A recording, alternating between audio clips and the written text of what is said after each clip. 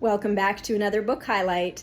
We are in My Rival the King, the second book, and we are talking about chapter 13 today, which is a very intense, pivotal chapter for David. It is the part of the story where David is given the chance to kill Saul in a cave, and he chooses instead to cut the edge of his robe and let him go free, much to the dismay of his men who are certain that God has given the king into his hands to end their suffering. And there are three sort of points that I want to make that we can learn from David's decision to spare Saul. In light of everything that he was doing to him, he still chose to spare him. What can we learn from that? Well, the first thing that stands out to me is David's willingness to be led by the word of the Lord every step of the way, not just initially with the anointing, you're going to become king, but every step after that, David tried to be led by the Lord. And the difficulty there is that, as circumstances get difficult, it's very easy for us to assign things to the Lord that he never said. It's very easy for us to assume that an idea that came into our own heads or the word of other people must be the will of God because it's easy or simple or it makes sense to us.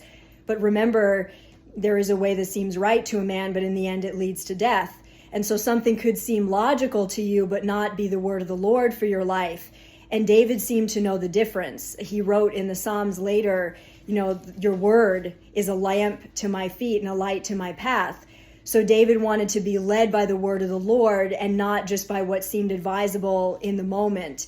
And that is a person that is never moved. That is a person that is steadfast and firm on the word of the Lord, because that is the only foundation that isn't shifting like people's opinions and circumstances. The second thing that stands out to me is, why did God even allow Saul to come into the cave and be at David's mercy if he didn't want David to kill him? That is what all David's men seemed to think. They all were saying to him, this is the moment that God talked to you about. They had very spiritual sounding excuses like, he has made us suffer and God has delivered him on a silver platter to you, David. How much clearer does he have to make it? And yet David was willing to stand firm on the word of the Lord, as we said. But honestly, why do you think God brought Saul into the cave like that?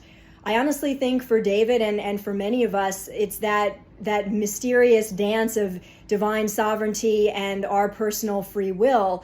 God knew that David was the caliber that he could handle a decision like that, but God still let it happen to see what was in David's heart.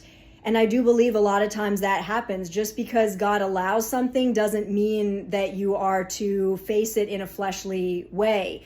Sometimes God just wants to see what's in our hearts and what we will do. And I think David passed that test with flying colors. He revealed that he was going to be a different kind of king than Saul. He was not going to change like shifting shadows based on what other people were saying. But the third thing I want to point out is this was a hard decision for David. It was not easy. Just because we're familiar with the story doesn't mean it was easy for David. He was, up until the last minute, he had his sword out and then he decided to cut his robe instead. But Saul was making them all suffer. Saul was out there trying to kill David. So it would have been a very difficult decision, especially when his men were saying, like, you ought to protect us. You're honor bound to us, not Saul. You are supposed to be our king, like, protect us. But I truly believe that David's trust was so cemented in the Lord that he understood a very key point. Someone else's disobedience does not nullify the faithfulness of God, and it doesn't nullify the anointing of God or give us license to throw off God's instruction. So even if someone else is persecuting you, it does not give you the right to act the same way and throw off God's ways. David made his choice, and he even told Saul, I have made my choice, and Saul even said it with his own mouth, you will do many great things and will succeed because the favor of the Lord is on you. And David was not willing to throw off the favor of the Lord in favor of personal revenge, even if it would have seemed fair or advisable in the moment. This was a big moment for David, a big decision, and one that was probably not very popular with his men. All of them, I think, would have killed Saul if they had the chance. But we can learn so much from this, that this is the faithfulness of the God we serve, that he can be trusted even through tough times like this. David was willing to believe if he said he would make me king, he will do it. And Saul's life is in his hands. He will take care of how Saul is taken out of this world. But I am just going to wait and be king.